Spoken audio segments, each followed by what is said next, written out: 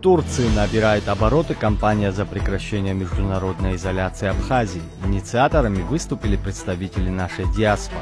4 июля их требования поддержала турецкая партия труда, а вскоре тема дошла и до парламента. 27 июля зампред парламентской группы «Новый путь» Сельчук Оздаг предложил признавать абхазские паспорта на турецкой границе без изменения позиции Анкары по статусу республики. Турция не признает Абхазию как независимое государство, но непризнание статуса государства и игнорирование живущих там людей – это не одно и то же. Оздаг также выступил за восстановление морского сообщения между Трабзоном и Сухумом и прямые авиарейсы. 4 августа инициативу поддержал сопредседатель Демпартии Тунджер Бакырхан.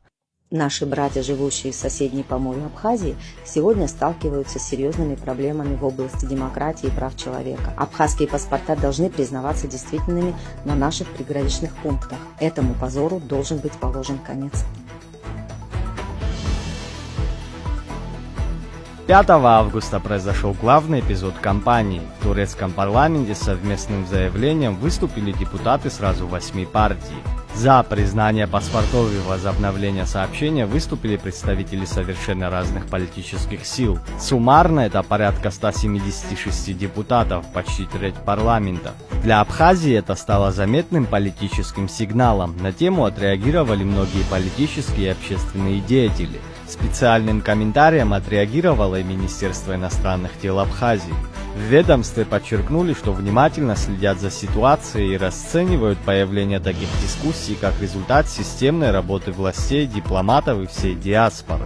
А депутат Дмитрий Маршани отметил, что темы, поднятые в Анкаре, прямо перекликаются с позицией Сухума на женевских дискуссиях.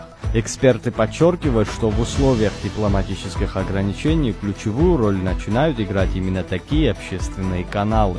Конечно, такие инициативы, исходящие от наших соотечественников за рубежом, их, конечно, нужно поддерживать, поэтому я поддержал сам.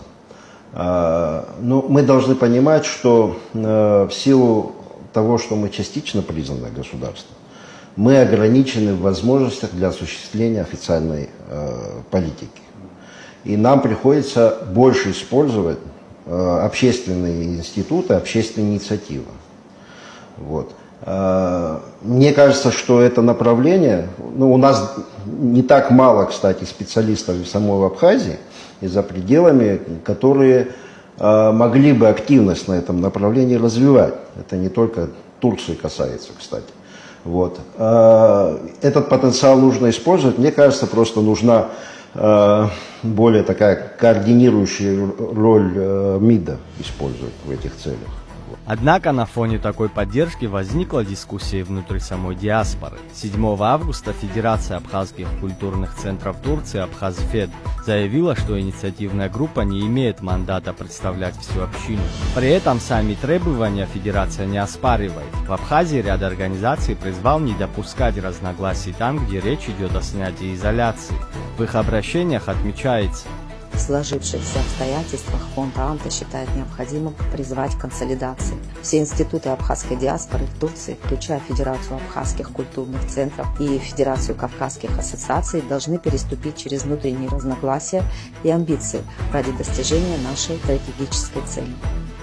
Общественность Абхазии с воодушевлением присоединяется к кампании по прекращению международной изоляции нашего народа. Глубоко верим в то, что вся наша диаспора, невзирая на разногласия в организационных вопросах, сумеет объединиться в рамках этой прорывной акции во имя достижения справедливости для народа Абхазии. По мнению политолога Астамура Таня, сейчас главное перевести эмоциональную поддержку в системную работу. Что касается разногласий, вы знаете, мне не нравится, что у нас в соцсетях особенно устраивают какие-то настоящие войны, навешивают ярлыки. Понимаете, может быть дискуссия по разным вопросам. Нужно прислушиваться к разным мнениям. Вот, например, я читал мнение политолога Ильчи Надзимба. Вот мы, помню, мы все гордимся, когда она выступает на международных площадках по проблеме Абхазии. Вот. Она высказала свое мнение, она, естественно, сказала, что она эту инициативу с самого начала поддержала, но у нее есть по этому поводу какие-то определенные опасения. Вот. Мы должны, в силу того, что она разбирается во внутренней политике Турции, в своей работе позицию и Ильчина Адзинба, и тех, кто по-разному мыслит, кто специалисты в этих вопросах, мы должны использовать, потому что, чтобы был, с одной стороны, максимальный эффект от подобных инициатив, с другой стороны, всегда, вы знаете, в политике так, есть всегда оборотная сторона. И чтобы была возможность купировать возможные негативные последствия. То есть она предложила с более широким спектром работать. Вот. Политика – это такая вещь. Нельзя никогда останавливаться и почивать на лаврах. Потому что этим всегда будут пользоваться ваши оппоненты. Вот. Здесь нужно постоянное движение. Нужно информационное поле формировать. Правильное, что Абхазия – это независимая страна, какие у нее цели, что она, каким принципам внутренней, внешней политики она придерживается. Вот это все должно быть максимально для международного сообщества прозрачно. Вот. Это очень большая работа. Одним из ключевых направлений эксперт считает именно турецкое из-за многочисленной диаспоры и давних торгово-экономических связей. Но турецкое направление, оно всегда является частью нашей политики по известным причинам, потому что там живет большое количество наших соотечественников.